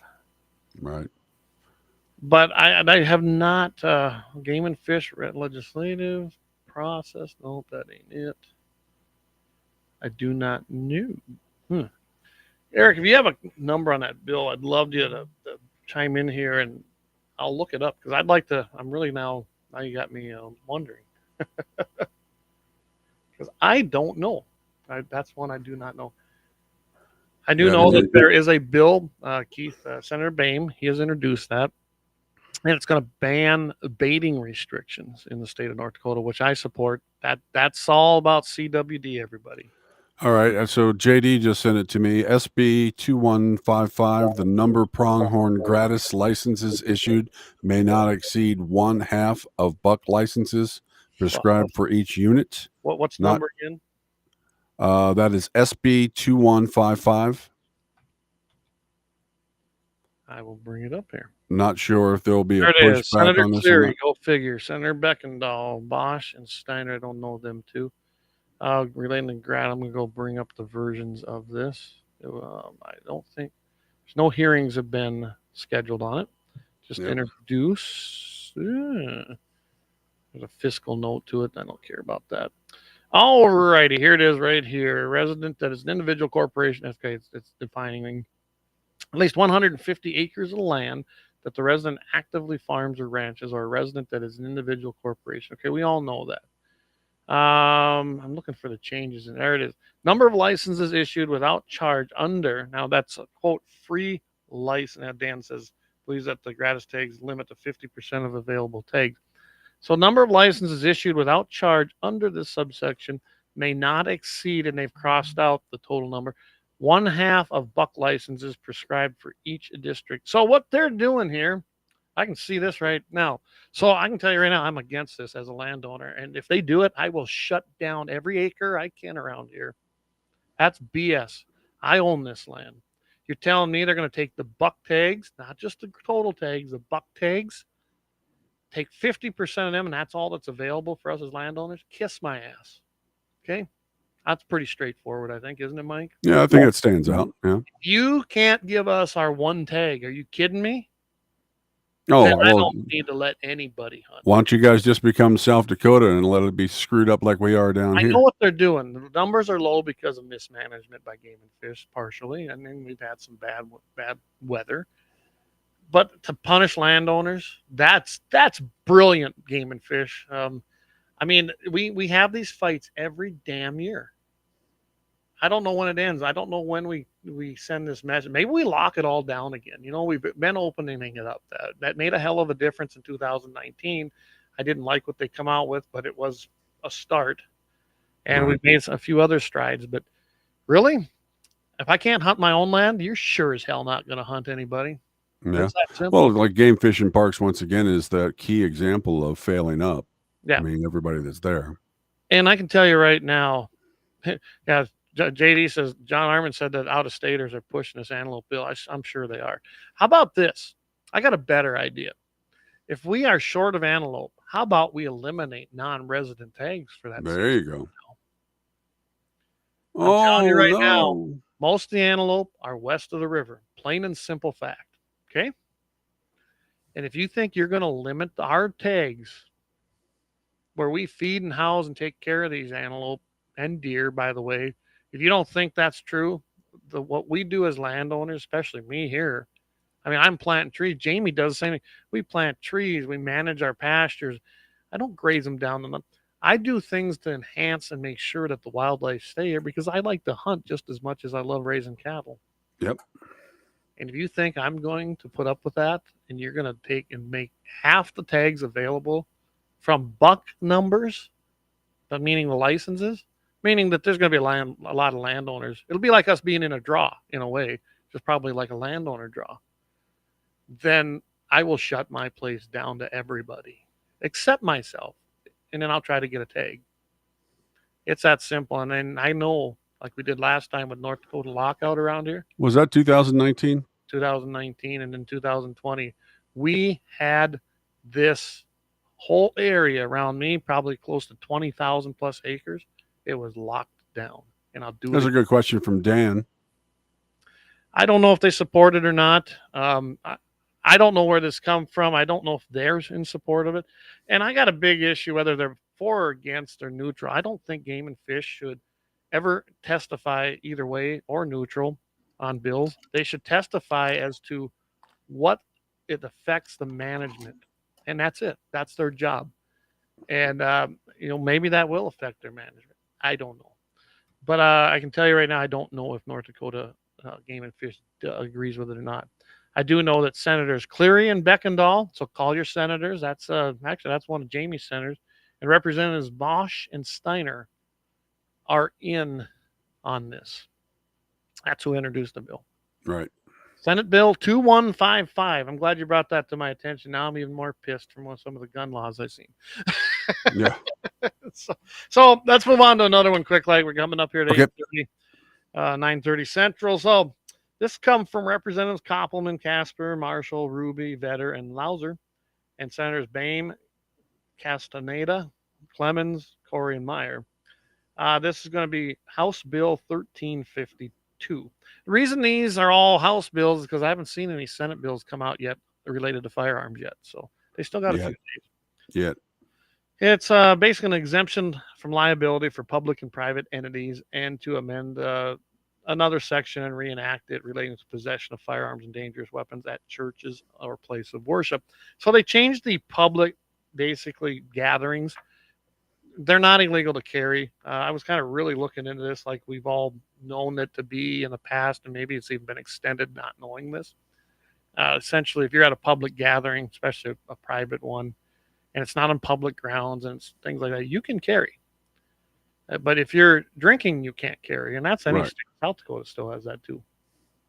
But this one here specifically now lifts the liability from a public entity, all public entities, essentially opening up the door saying, hey, if someone carries and they use their firearm, you're not liable as a facility or public entity or building or an owner. I mean, that's basically, I'm just giving you the synopsis of this. Right. They have eliminated the church or place of other worship, which I have ignored. Yes, I have ignored that. I'll just leave it at that. I don't care. My rights don't end there. I do look at some of these bills, and when I look at the actual century code on it, like ambulances, fire departments, things like that, where it's still prohibited, they don't distinguish between volunteer fire departments, which most of them are not an arm of an entity. At least in South Dakota, they're not. The Morristown Fire Department, volunteer fire department, which I'm still part of, and I ran the secretary's position, and I've held a lot of offices there. We are independent. We are a nonprofit organization, independent of the city. Right. So if we want to allow someone to carry there, we should be able to, right? And you can in South Dakota. It is not up to the government to tell us that. So North Dakota is a little different because you have fire districts. They levy taxes, and there's different things going on a lot of these volunteer fire departments. I don't know about the rural ones, but the ones that are in your small towns. So anyway, that's just a whole nother thing. But this one here will literally make it so that you can carry in a church and it won't be illegal and you can't be in trouble for it. Thing is, interestingly, when I was reading through this, I didn't see any kind of a fine or levy if you violated the law. So there would be a fine or a levy. Yeah. Yeah. Here's what it says, and this is exactly what it says. An individual who knowingly violates this section is guilty of an infraction. That's it. Now, maybe there's a minimum fine for that. I don't know. Maybe Dan knows more about that. But there was no fine actually stated in this piece of legislation or in the Century Code itself. So you going through some of these comments? Yeah. So Eric says, I agree with you on this. Thank you, Eric. And yeah, that's how I feel. There's no bones about it. I'm a pretty staunch property rights person. Dead Wolf says, I'll help you patrol it. Hey, I appreciate it. And if you came up here, I'd definitely have you out here helping. JD Smith, just an FYI, it sounds like Governor Armstrong will be coming on GAT-701 in the near future. Yes, that's the truth. To talk about North Dakota hunting and firearm bills. Yeah, we talked with him today. I think both of us talked with him and been texting. So, yeah, he's going to be coming on. He's a busy guy. We didn't want to really get him, until he had time. And, yeah, he loves coming on. So awesome. Doug Wolf says, no problem. What did Dougie say here? Did I miss something? Oh, Doug talking about, talking about Armstrong. He says, I can predict myself if I go to church and then have a beer afterwards at the bar, or I can't predict myself if I'm there. Okay. I always looked at it like that. I never liked the idea that if you have any alcohol in your system, you can't carry. I think it's if you're drunk legally. I mean, if I can drive a car, I sure as hell can grab a gun and carry it. Obviously, if I'm of sound mind enough to drive a big 1-ton pickup at 65 miles an hour legally, 75 on interstates, pretty sure that I'm legal enough then to probably have control of my fire. Well, I want you to think about it. And my more conspiracy sided mind makes me think that technically, if you take a part of the sacrificial wine, you will have wine in your system, even though it don't register to the point where you're drunk, but that would make you illegal. Yeah, so I've never been arrested for DUI. I have been pulled over and accused of it. And I actually failed their field sobriety test, which I'm sorry, I was plumb sober. And I couldn't, I don't know, it's a hard test and standing on one leg, it just is. And I know older people have trouble with it. So I did a blood test. Well, guess what? I had actually had a cold and had taken some cough syrups, one with codeine in it. But I mean, it wasn't like I was drunk. Showed up in my system then. And it wasn't at a level. I mean, they were really harassing me about it. Well, your blood test is showing this and showing that. And I go, it could be. I mean, I did take some cough syrup with codeine in it, which would make me sleepy, not drunk. And I said it wasn't making me sleepy. I didn't take a bunch of it. I argued with these guys forever at that hospital. They were going to take me in. I was like, you do it. I said, then I want a phone right now. And I'm not, it's not an idle threat when I say I'll call my lawyer. I will call my lawyer. And then I said, if they find that I'm not guilty, if we go to trial, so I'm suing this department for every dime I can get. And that's not a threat. I'm just pissed off. Long story short, the doctor even come out and said, he's not drunk. Because he could hear the conversation. Because, I was pretty quiet, Yeah. And, so, yeah, I was let go because there was nothing wrong. Were they doing their job? I guess. But obviously I wasn't drunk. I mean, this was obvious. But, whatever. I was late at night, kind of around that time of closing. I suppose I looked like just the person to be out there on that lone highway north of Pier. But anyway. Oh, hell. Everybody's, think about that. I mean, everybody driving out. Well, let's just pull over people because they're out. I'm like, that's bull. And I did run into some of that once in a while. I mean, I ran into that as I was coming back from Dan's event up in Dickinson. I got down there to Highway 12 junction and turned and headed east on 12. And all of a sudden, I told him, my wife was with me. I was like, I guarantee you that's a cop following me. I don't know if it's highway patrol or sheriff's office. They'd speed up and then they'd let off. I mean, he literally was riding my ass. That the NRA vehicle wasn't doing a damn thing. Finally, pulls me over. Wasn't speeding. And he said, he pulled me over for crossing the fog line. That was what I asked him. What'd you pull me over for? He said, well, you crossed the fog line. I was like, really?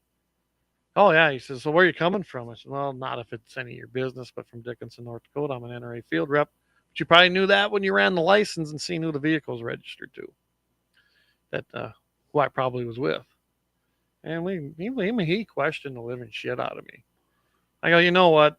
I'm done with this. It's cold out tonight. My wife is pregnant, and I'm going home.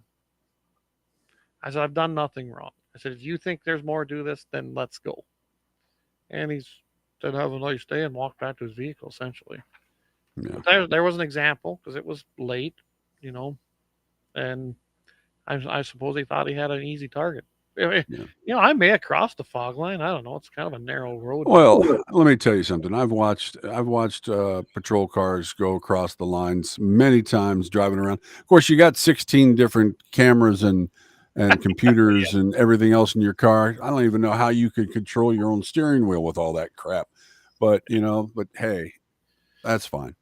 So, well, I'm going to go over one more bill. I'm going to also give you these numbers, guys. House Bill 1350, House Bill 1301, House Bill 1326, and House Bill 1296. And what I can do is maybe I'll hop on one of our Facebook and probably put it on Twitter. I'll put them on there, all of the firearms ones. So go check those out.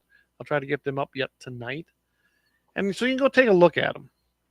I think they're definitely worth looking at. The one is I'm a little concerned with because they want to revert back to kind of what we had and make it, if you get pulled over, or you don't have to tell the officer that you're carrying, but if he asks, you have to tell him. Well, that's kind of going back to what we got rid of here last session. Yeah.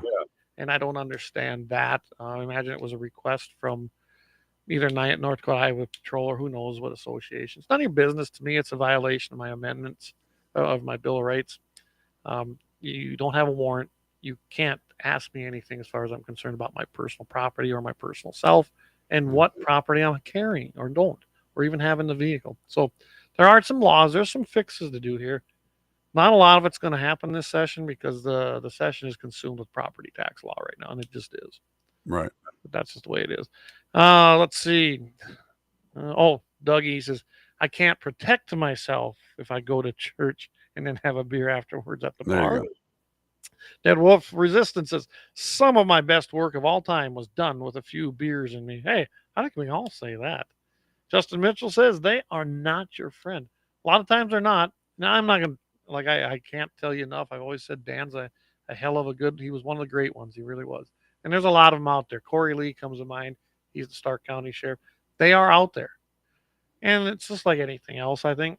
The bad ones give everybody a bad reputation, and they do. There you go. But I think the most important, I don't always blame the officers because they go to maybe 9 months, maybe year and a half courses. I don't even know what they have to do anymore for training. But they're not scholars in the law. So therefore they should side on the side of people, but so many of them don't. And especially when it comes to firearms laws, I think it's better than it used to be. I can't tell you, when I was working for the NRA, how many officers I ran into that did not know the rules of firearms law in the state of South Dakota.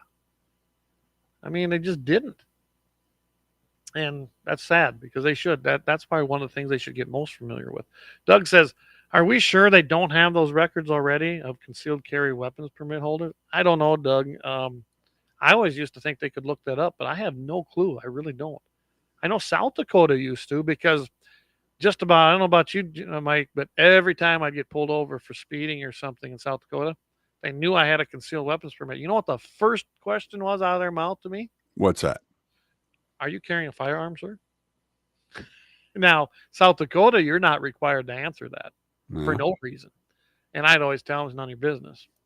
And then the follow-up question, well, we noticed you have a concealed weapons permit. I said, good. I'm glad you noticed that. And then the thing about this is, if I was going to use it, I would have already done it. They wouldn't have had a chance to ask anything. Okay? So again, it's not really for their safety, because if you pick up a criminal, most likely they're just going to shoot you right off the bat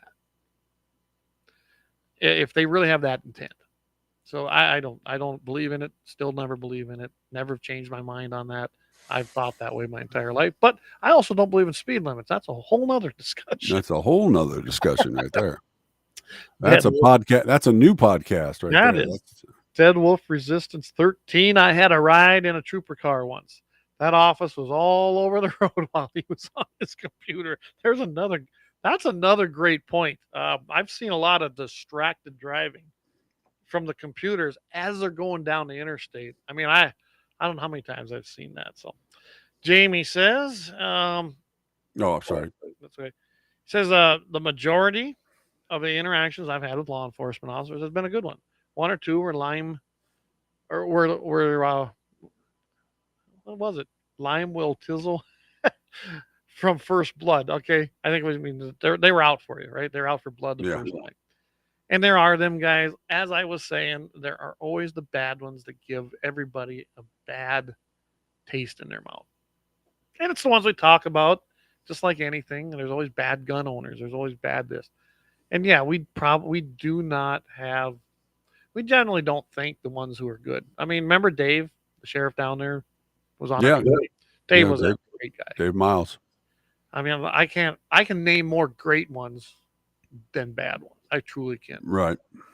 So Doug says criminals don't have concealed carry permits. That's right. They don't, and they don't care. They don't care. They just don't care. So, all right. I tell you what, it's 20 to 9 my time. We need to take one more break tonight. Thank some sponsors. Come back again. Them house bills, I'll get them up for sure on Twitter and Facebook, probably yet tonight. Look them up. Call those who sponsored them, and if you're in favor of them, let them know. If you're against them, let them know the same. And then you're going to want to, I think, really pay attention and get to those committee meetings. That's where it makes a difference. Stop it in committee. It's easier to do it there than on the floor. It truly is.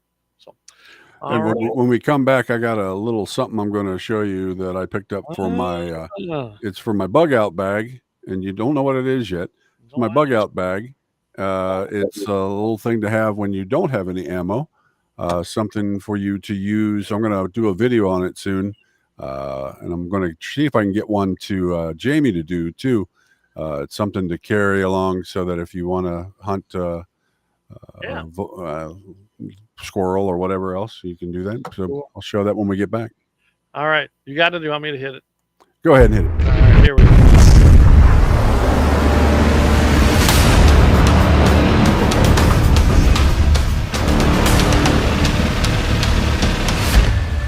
Lauer Auto Repair, located at 309 South Washington Street in Bismarck, North Dakota. Give them a call at 701-258-6308. The team of mechanics at Lauer Auto can take care of any problem your vehicle is having. And when you do business with Lauer, you can be assured you're doing business with a pro Second Amendment America First repair shop. There are plenty of other auto repair shops in the Bismarck-Mandan area. But why take a chance at patronizing a shop that might not have your beliefs at heart? Make no mistake. Lauer Auto is your pro Second Amendment repair shop. When you talk to the guys at Lauer Auto, don't forget to tell them that you heard they are a sponsor of Guns and the 701 and that you appreciate their support of our pro Second Amendment, pro North Dakota live stream and podcast. That's Lauer Auto Repair, 701-258-6308. 701-258-6308. Located 309 South Washington Street in Bismarck, North Dakota. Experience the exhilaration of power in your hands at Bloodline Kinetics. Why Cerakote? Simply, it aids in firearm preservation while also giving your piece a unique look. Barrel threading, NFA laser engraving, bolt handle threading, mount, level, and bore, sight scope chamber, rebarreling, and much more. Bloodline Kinetics is meant to reflect a long American lineage in gun ownership, who stand for the Second Amendment rights, Bloodline, and the science behind gun accuracy. Kinetics. To some, it's just a constitutional right that can go away. To us, it's in our American bloodline, and we believe it should stay that way.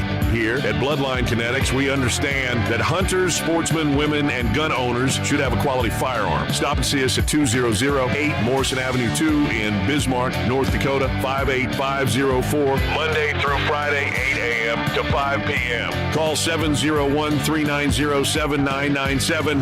Visit our website, bloodlinekinetics.com.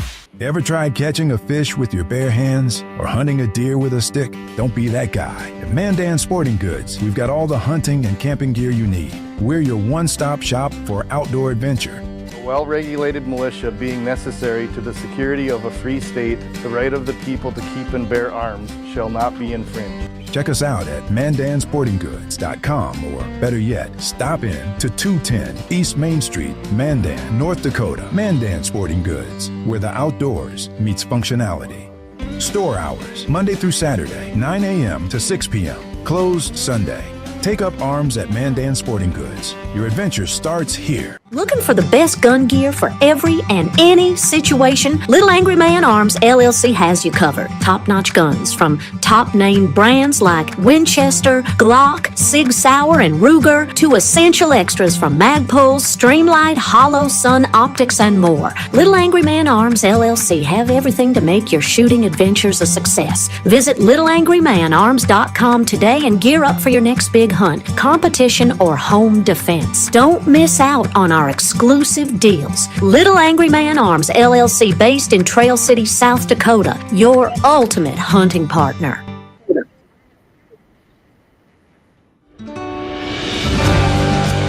Anvil Brand LLC, raising and training tomorrow's barrel horses right out of Bismarck, North Dakota. Tracy and her family are great American patriots who not only support the Second Amendment, but they also promoted what you're looking for, top quality barrel horses. Go ahead and give Tracy a call at 701-471-6629 and tell them Guns and 701.com sent you. That's Anvil Brand LLC out of Bismarck, North Dakota.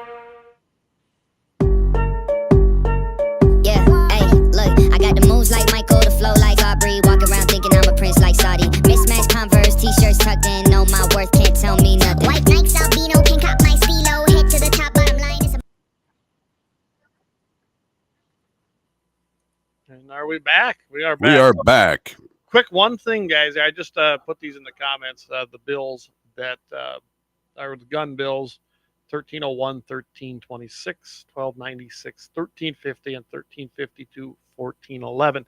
Those are the ones right now. They happen to be all House bills. I haven't seen any out of the Senate yet, and none of them have hearings scheduled as of today before we went on. The other one that I'm quick going to talk about is it's Senate Concurrent Resolution number 4004.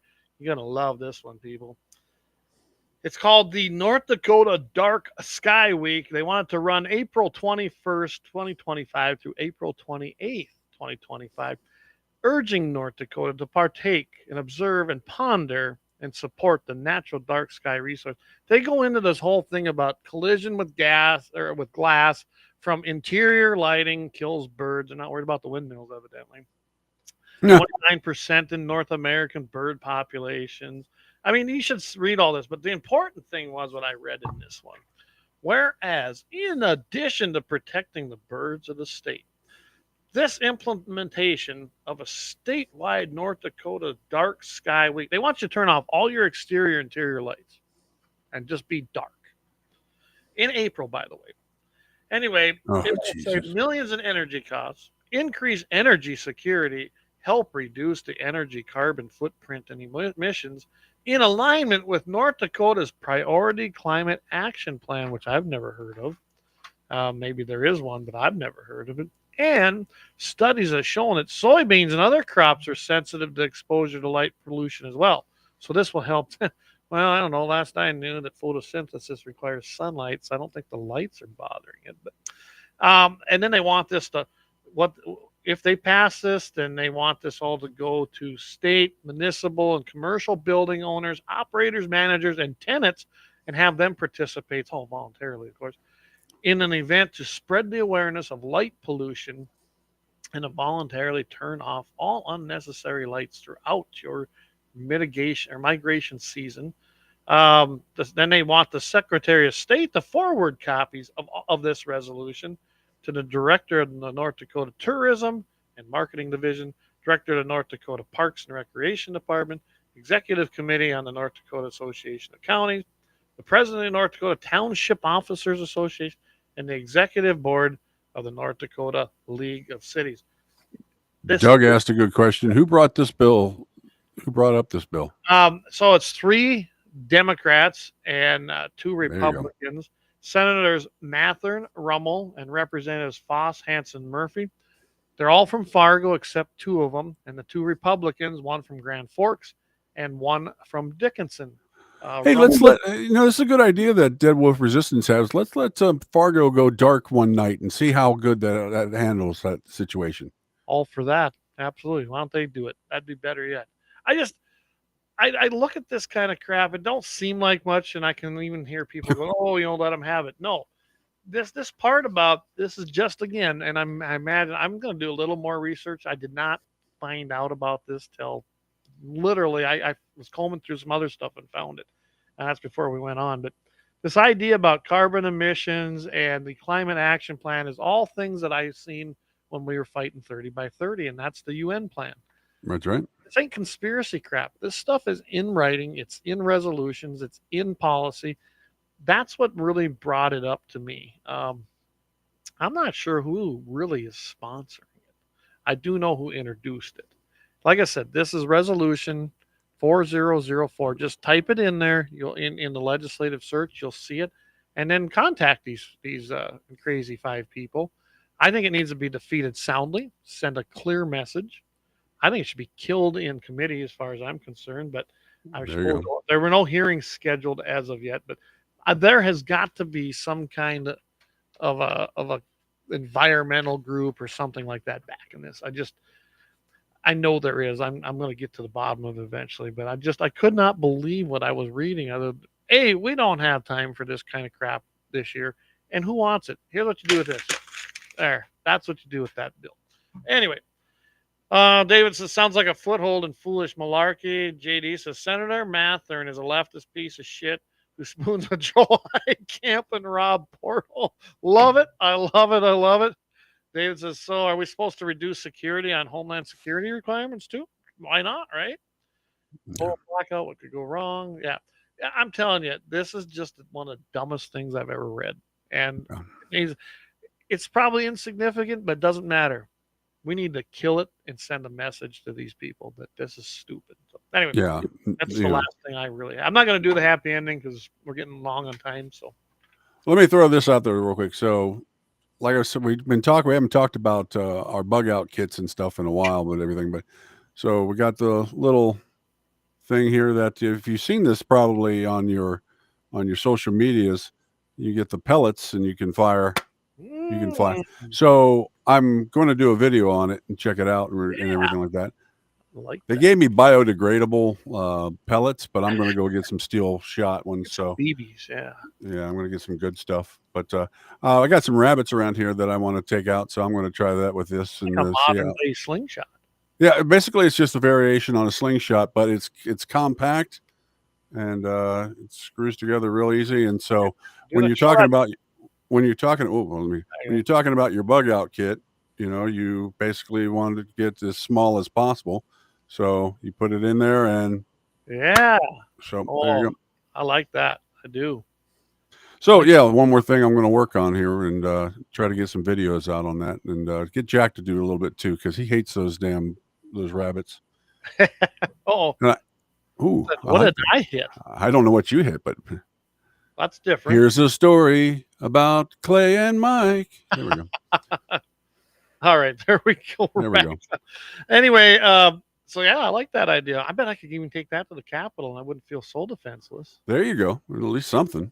Yeah. So cool. Well, I tell you what, that's all I have, except I'm not going to do happy ending. You want to listen in tomorrow night, 8:00. Jamie's coming on board, and I'm telling you what, 701 Nation, he's got a pretty good one up there. You got how long do barrels last? Countries with the greatest number of civilian firearms. Yep. How air temperature changes bullet trajectory. And the Happy Ending Chronicles. There you go. Yeah, they're going to do something, but I like that, Jamie. He says, I'm going to go with that. I like it. I do. Jamie, one other note here. He says, I'm going to find it out here. I'm looking at all the comments. Oh, sorry. So we got North Dakota rhinos need to go from Doug. Absolutely, I agree. Dead Wolf says, cool. We can say leftist piece of shit here. I do believe I belong here. You are more than welcome to call them what they are. Eric says, I'd like to see someone introduce a bill that allows coyote hunting with thermals year-round. Eric, it's coming. I can't remember who's bringing it. What we did was, I think it's going to be an amended bill as well, and it's going to piggyback off of the one. I can't remember the who was sponsoring it. I will find out for you, but it was sent to me by one of my representatives, and it's gonna introduce mountain lion to the use of thermal because we haven't been able to do that. And I said, well, I think we need to amend that so that it allows for year round because there's no reason not to have it. Game and Fish has opposed that in the past. There's no reason for it. If you're going to do it, it would have been done already. It's just like when they were opposing 50 BMGs. So, Eric, we're on it. We would love to see it too, and there's no reason why we shouldn't be able to, or at least extend the season through calving season, probably. And if you're like me, Eric, let's just say that 3S rules do apply. JD says, bring that extra large condom up here for the brain bucket challenge. There we go.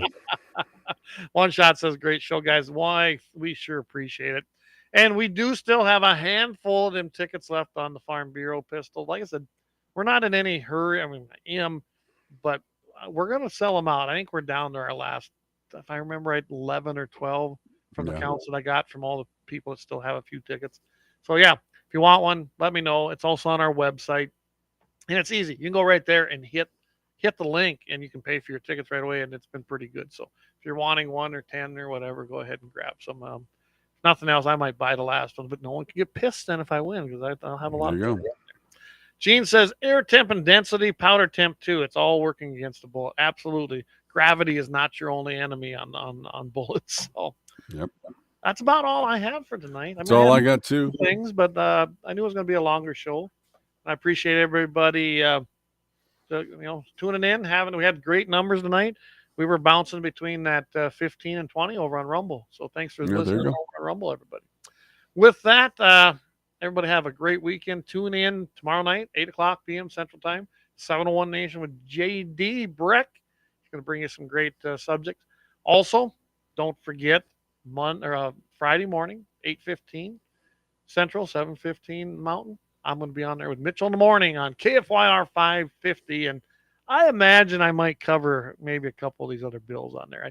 I hate going too in depth on them because I don't like seeing people's eyes glass over, but I'll give you the summary of them because I kind of understand what they're saying there, and I don't agree with all of them. There's a couple in there that I don't know if I'm really for or not. So.